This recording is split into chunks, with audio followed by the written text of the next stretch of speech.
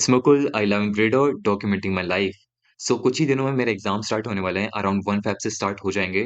But still I am not very confident in my subject. There are areas where I have to put lot of practice, mainly and specially in accountancy, जहाँ पे मैंने बिल्कुल ही practice नहीं करी है। Although I scored a good grade in and marks in my accountancy exam, but मेरे को प्रैक्टिस काफी करनी है, उसकी क्वेश्चन प्रैक्टिस करनी है एंड इवन लेक्चर्स भी देखने हैं कुछ, जिससे मैं सब कुछ रिवाइज कर सकूं। तो आज मैं प्लानर बनाऊँगा अराउंड 15 डेज़ का, जिससे मैं सारी चीज़ें अच्छे से रिवाइज़ कर सकूँ, A to Z, like starting from everything, then ending till I complete that.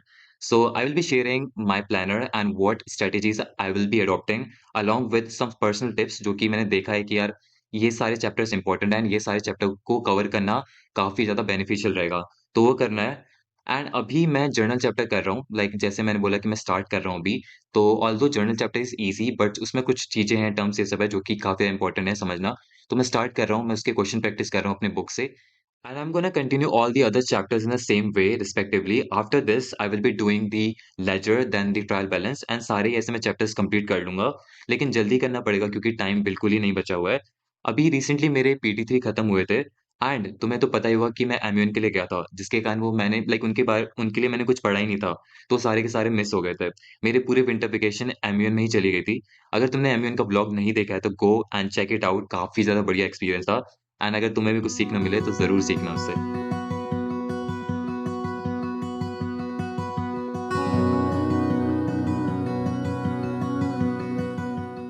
वो बोलते हैं ना कि जब भी तुम कोई अच्छे काम करते हो तो कोई ना कोई मुश्किल आ ही जाती है।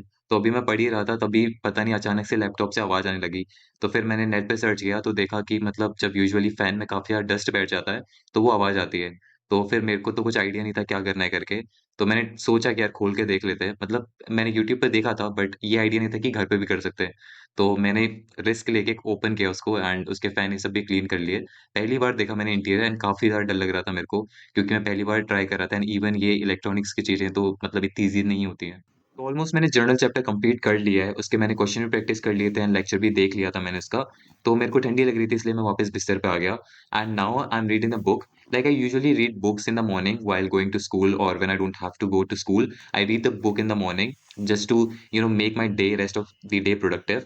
So the book that I'm reading currently is a book based on Steve Jobs. It's a biography written by someone else. So it's a really good book, and I highly recommend you to go and check out this book. If you read books, then it's a best book for you. Like what I found from this book is that Steve Jobs had done a really, like he has done really lot of things in his life when he was younger. Like for us, we are just stick to our books and just our academics, nothing else than that. But Steve Jobs has invented a lot of things when he was kid or when he was younger. He had taken a lot of experiences, lot of exposures. So what I suggest you is not just to stick with your books. If you are not a J or a D student, just try to expose yourself to more and more new things. Take more and more exposures. This is what makes you more better and a good person. So it's just my own suggestion, and it's totally up to you what you really want to do.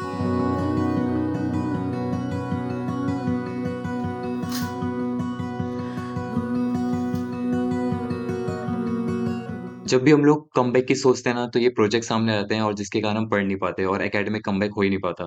तो अभी मैं project बना रहा हूँ अपने accounts का, and still economics project is left, I have to make that too. But accounts के project की डेडलाइन आ गई थी, तो फिर मेरे को जल्दी से उसको भी बनाना है। तो अभी मैं ज़्यादा कुछ क्रिएटिविटी नहीं कर रहा हूँ क्योंकि मेरे पास टाइम भी नहीं है, जल्दी से उसको बना के दे देते हैं।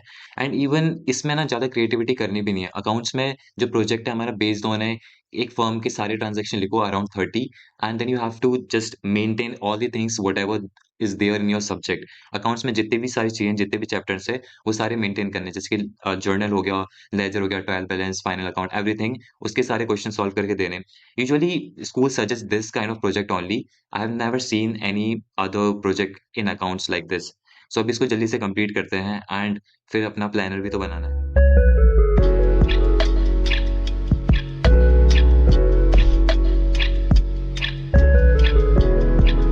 So now is the time to write the final comeback planner.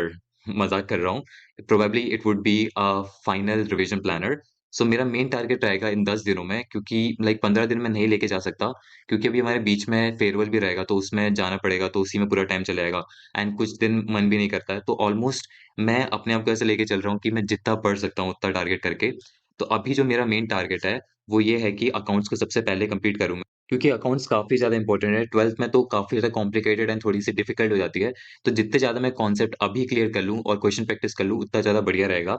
And even applied mathematics भाई इसको तो भूलना नहीं है, क्योंकि ऑब्वियसली है तो मैथ्स ही, तो इसको भी प्रैक्टिस करना है। तो मैं 3-4 दिन अभी अकाउंट्स एंड मैथमेटिक्स रखूँगा। उसमें इंक्लूड कर लूँगा बीएसटी और इकोनॉमिक्स बीच में, अगर when I will feel boring.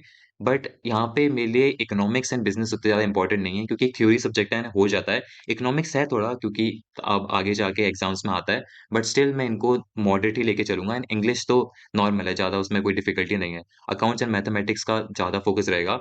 एक और चीज़ मैं तुम्हें बताता हूँ, अगर तुम्हें डिफ़िकल्टी हो रही है अभी क्या रिवाइज़ करना है, क्या रिवाइज़ नहीं करना, और अगर तुमने अभी कुछ पढ़ा नहीं है, तो सबसे ज़्यादा इम्पोर्टेंट रहेगा कि जो इम्पोर्टेंट चैप्टर्स अकाउंटेंसी के, उन्हें कंप्लीट करो। जैसे फाइनल अकाउंट हो गया, देन तुम्हारा लेजर लेजर तो नहीं, मतलब जर्नल हो गया। जर्नल बहुत ज़्यादा इम्पोर्टेंट है। जर्नल एंट्री नहीं आएँगी तो आगे कोई भी चैप्टर नहीं बनेंगे। उसके साथ-साथ लेजर भी ठीक-ठाक है। देन बीआरएस इज़ इम्पोर्टेंट है, एरर रेक्टिफिकेशन बहुत ज़्यादा। And final account and provisions, depreciation provision को छोड़ के मत जाना। Although you will get the time after your exam get over, so use it very, very, like precisely use it, because that gonna be a really useful for your 12th। तो जितना ज़्यादा तुम्हें exam के बाद time मिले, उसमें सारे के सारे रिवाइज़ कर लेना। मैं भी ये ट्राई करूँगा एंड मैं तुम्हें बताऊँगा कैसे तुम्हें करना है। लाइक पता है यूजुअली क्या होता है, whenever we waste the time, we feel that we can easily do the syllabus that we have. But when we actually study, then we find it very difficult to cover it, and then we stop studying just because we cannot do it. So you should not do it. I'm gonna follow this planner that I have made, and will show you whether I will be successful in that or not. So yeah, till then, stay tuned, be a hustler, be in discipline, and keep watching.